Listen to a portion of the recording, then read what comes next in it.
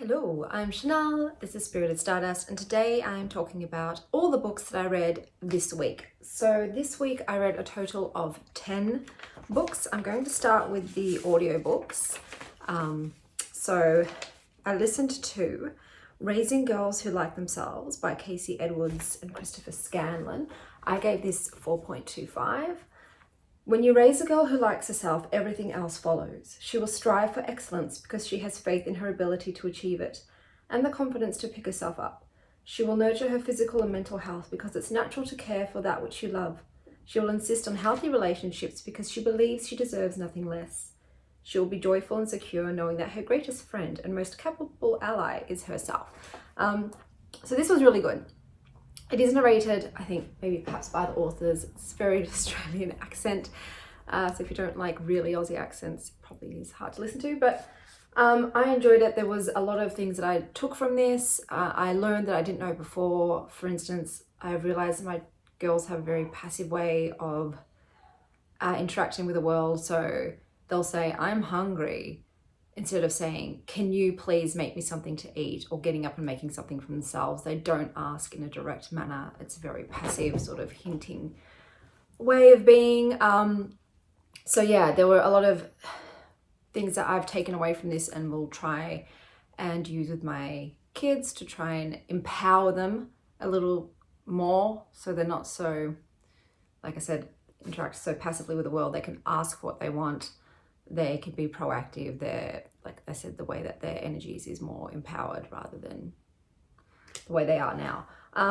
But yeah, I really did enjoy it. I thought it was a good listen to, and there were a lot of things that similar parenting sort of techniques that I already use, so I enjoyed it. Then I've got Aphrodite, A Memoir of the Senses by Isabel Allende, Robert Skeeter, Panchita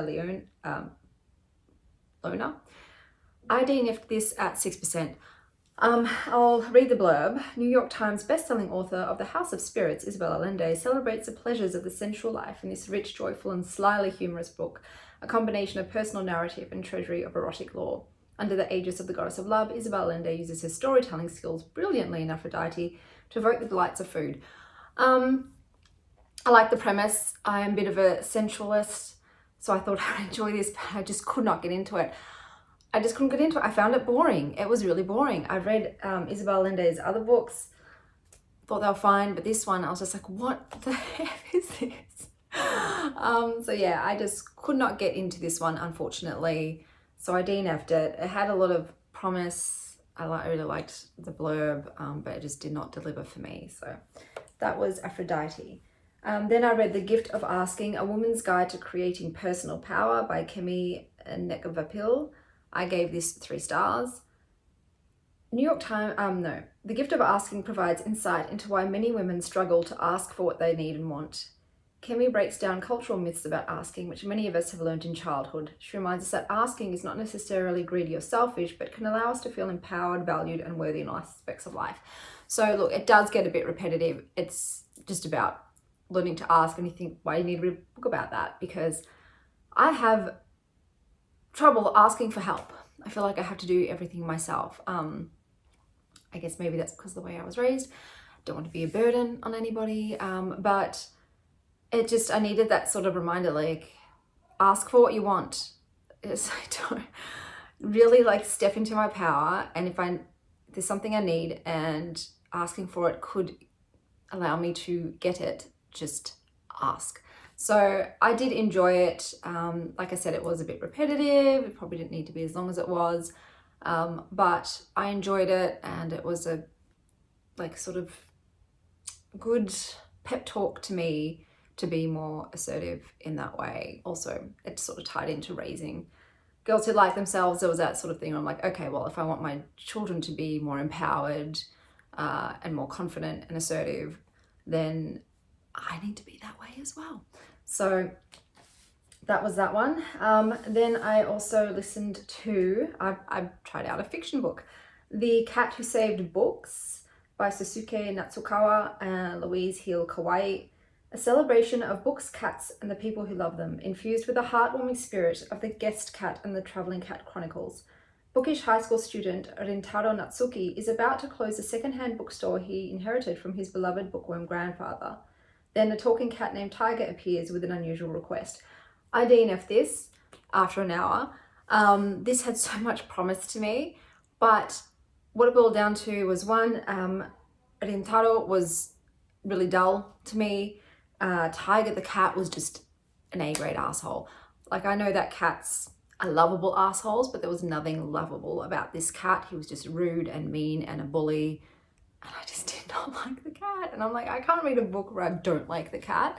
Also, their whole thing about saving these books, I just felt was really arrogant and condescending. Like, I didn't feel like these books needed to be saved. It was just, I didn't care. I didn't care. If I don't like the main characters, I'm not going to keep reading the book. They weren't interesting to me. Look, they can be unlikable. A character can be unlikable, but then they have to be interesting. They have to be engaging.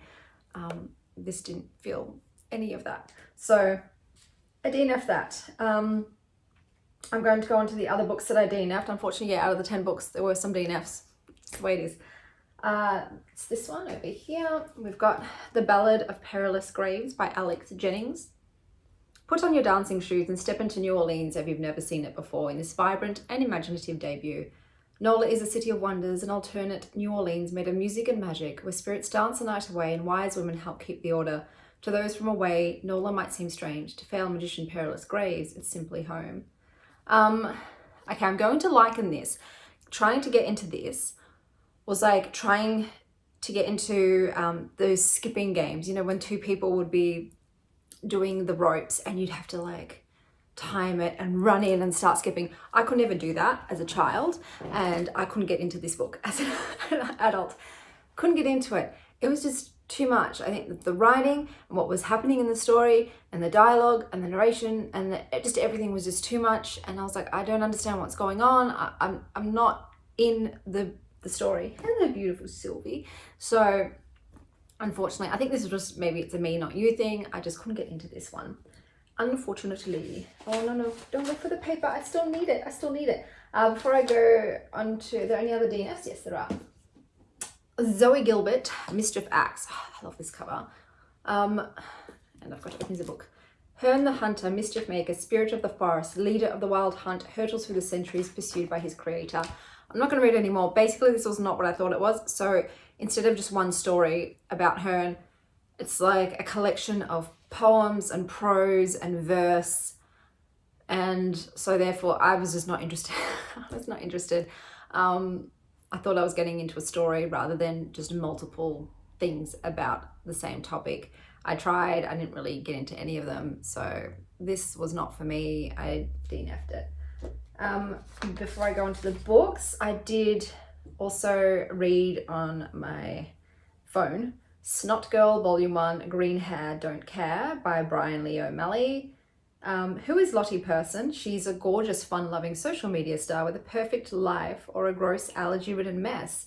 Enter a world of snot, blood and tears in this first collection from New York Times bestseller Brian Lee O'Malley, Scott Pilgrim, and dazzling newcomer Leslie Hung. I gave this 2.5 stars. The illustration, I wish I had it in person so I could show you the illustration. The illustration was lovely, but I was just once again like, what is this? What am I reading? It was so like vapid and just shallow and just, I can't read about, she was, I don't know how to say it. I don't want to be offensive to people, but just the way she spoke and what she cared about, I didn't care. It just seemed, like I said, really surface level. I didn't like any of the characters in the book. I didn't understand what was going on. Sometimes it was a bit confusing. And the snot thing, like I get allergies, I get hay fever sometimes, and I'm a snotty mess, but it's just like I don't want to constantly see someone covered in boogers all the time. And she was a mess, also emotionally and everything as well, and low self-esteem, and sort of about the Instagram world, and I just don't care about I don't care about like social media in that respect. I don't want to like read about that sort of life, like doing events and stuff. I'm just like, don't care. So I just could not get into it. I didn't want to read anymore. I was like, I'm done with this. It was too young for me too. It felt a bit too juvenile. So I let that go, even though like I said, the illustrations were really, really good. I liked the illustrations. Then I read The Secret World of Connie Starr by Robbie Neal. Connie Starr was always a difficult child. Her mother knew as soon as Connie entered the world, that day in Ballarat in 1934, and opened her lungs to scream. There was more chaos in the world than before, and it wouldn't leave until Connie did. But if Connie is difficult, she's also different. From the safety of a branch high in her lemon tree, where she speaks to angels, she sees the world for what it is, a swirling mass of beauty and darkness, trauma and family, love and war, truth and lies. Lies that might just undo her and drive her to a desperate act. So this was not what I was expecting. How much did I give it? 3. Yeah. There's so many trigger warnings in this book, guys. So many. I'm going to mention probably the biggest one. There is an on-page rape of a young girl by a preacher. That's just the tip of the iceberg, really. There are way too many trigger warnings to even talk about. So this was just way too dark for me and heavy. I don't even feel like a lot of it was about Connie Starr. It is a smorgasbord of characters. So there's a whole plethora of characters, a whole bunch of POVs. I'm not really a fan of like multiple POVs. It's too much to ask me to get invested in like all these characters' point of views. It's too much. And it was hella depressing. It was hella depressing. Just all of the tragedy in all of these people's lives and all of the shit. And it's like, it wasn't entertaining. It wasn't an entertaining like, oh, this person's life is a mess. It was like, that's messed up. And I don't really want the thoughts of those things going on in my head. So that's why I gave it 3 stars. Like, oh, it was well written, and I just don't want to read about these sorts of things. I wasn't getting this sort of heaviness from here. So it just annoyed me, and yeah, that's why I gave it 3 stars. This was not for me at all. I think I started maybe needing to read. See, I can't say like I wouldn't read it if I'd read the trigger warnings. Sometimes trigger warnings, it doesn't bother me, like what's being talked about. But in this, it was just one thing after another. It's like, you like a bit of this, you want a bit of that. Or how about some darkness from over here? How about some evil of this? How about some, absolutely gut-wrenching horror from that? Like, no, I don't need to sample everything on the trigger warning plate, thanks. So that was that one. Oh, and then I've got these 2. Oh, they're actually a lot heavier. So I've got Lore Olympus 1 and 2. I'll show you some of the illustrations. This is by Rachel Smythe. I'm gonna say Smythe. I don't know if it's Smith, but we'll go on with Smythe.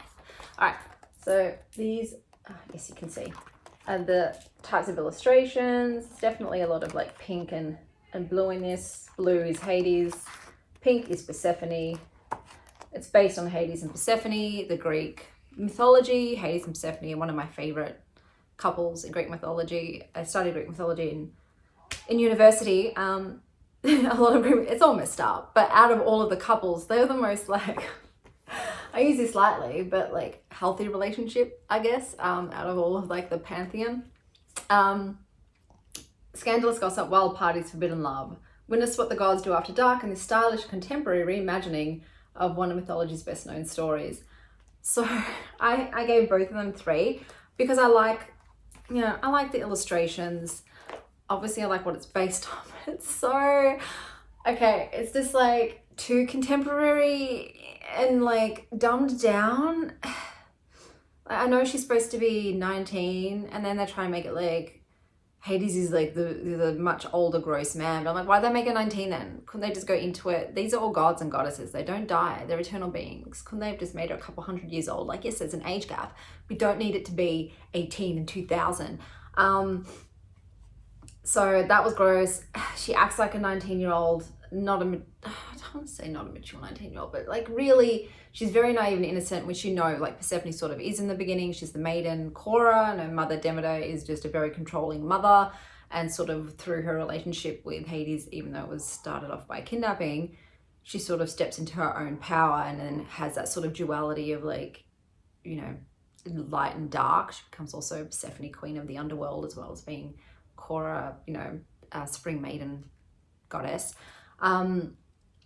But this was just too much. It was too young. It was so young. Everyone is so young and dumb. I'm just gonna say young and dumb. Just so I don't want to. Is this how teenagers talk now? I don't know, but I don't want thousands-year-old gods to be talking like this. It's just, no, they're ancient beings. Yes, they are petty and they are vindictive. That's the way the Greek gods are, but they're not, they don't sound like they grew up in the valley and 18 years old. I just could not with this. It was just too teenagey. Well, they weren't they? Drama. I'm like, Hades is not this. Like, don't do this to Hades. Like, he's not.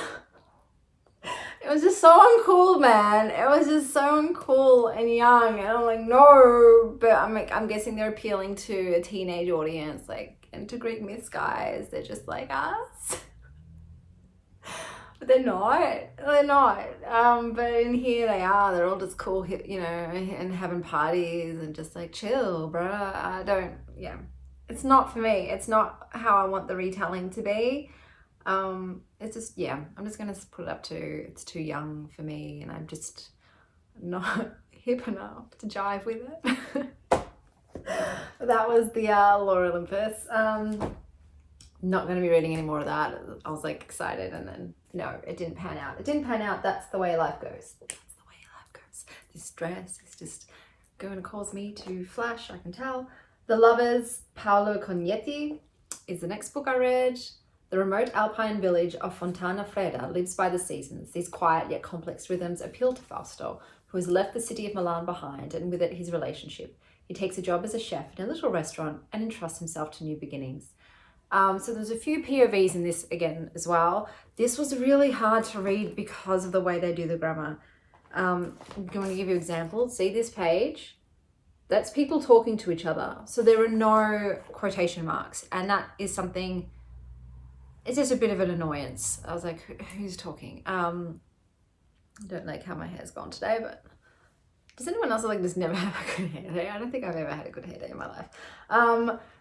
This was sort of just like a slice of life story about these people who work on this mountain sort of resort place, Fontana Fredda. Is that what it is? Fontana Fredda. And sort of, you know, them living their mundane lives, but with all of the little sort of undercurrents of, you know, the human complexity in it. It was sweet. It was easy to read. But nothing really much happens. It's just, you know what I mean? It's not a soap opera. So yeah, I liked it, but I wouldn't say it was like thoroughly entertaining. It was a bit unsatisfying in that respect. It's just like, oh, this is like one season of these people's lives who all work together on this mountain, and then it sort of ends, and what do they go and do when they're not at the mountain? And then, oh, they're back at the mountain again. So it's just, it was sweet. I think I gave it 3. Did I give it 3? That's what I tend to give books that I don't hate, but don't really like that much. Yeah, I'm just going to say it's 3. Like I said, it wasn't bad. It's just, I could feel like I get the same experience just people watching at the park, so to speak, without obviously just knowing what's really going on, but like, you don't really know what's going on. It just sort of goes along the surface. But yeah, it was okay. I am currently, so those are all the books I've read. I don't think Raising Girls Who Like Themselves was obviously the standout of that one. It was the only one that broke 4. I am enjoying listening to the audiobooks. I'm actually currently listening on audiobook. I'm trying out another fiction. I'm trying to see if I can do fiction as well as nonfiction on audio. And this is The Pisces by Melissa Broder. So I think I'm about 30% of the way through. This is a weird book, man. It's real weird. I have laughed. The main character is an absolute mess. It's not like, I'm not really rooting for her, so to speak. I'm like rooting for her to get therapy, but I don't think that's like gonna happen.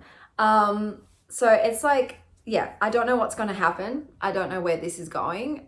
It's just like, it's like a train wreck.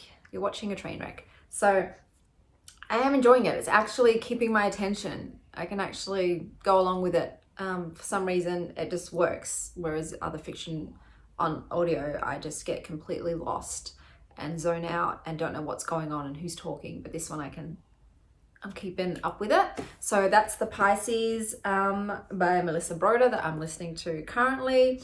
And then we've got the book I'm reading is The Shaman's Book of Living and Dying, Tools for Healing the Mind, Body and Spirit by Alberto Villoldo. This is interesting. I'm only a little tiny bit of the way through this at the moment. It's interesting. We'll see how it goes, but those are the two that I'm currently reading. I've still got to get through all of the other library books that I have borrowed in a week. So I've got to read, and then I've got to try and pace myself because I don't like the pressure. The pressure's on, under pressure. So that's everything I've read, everything I'm going to be reading. It wasn't like it wasn't a great week, but it wasn't a bad week. Like, there was a few DNFs, unfortunately, but it's just on to the next. Because I have so many lined up, it doesn't bother me. I'm like, I'll just read the next thing that I have to read. So yeah, I hope that wherever you are having a Olympic morning, afternoon, or evening. I was trying to like find a word. A lovely morning, afternoon, or evening, wherever you are. And as always, stay wild, star child.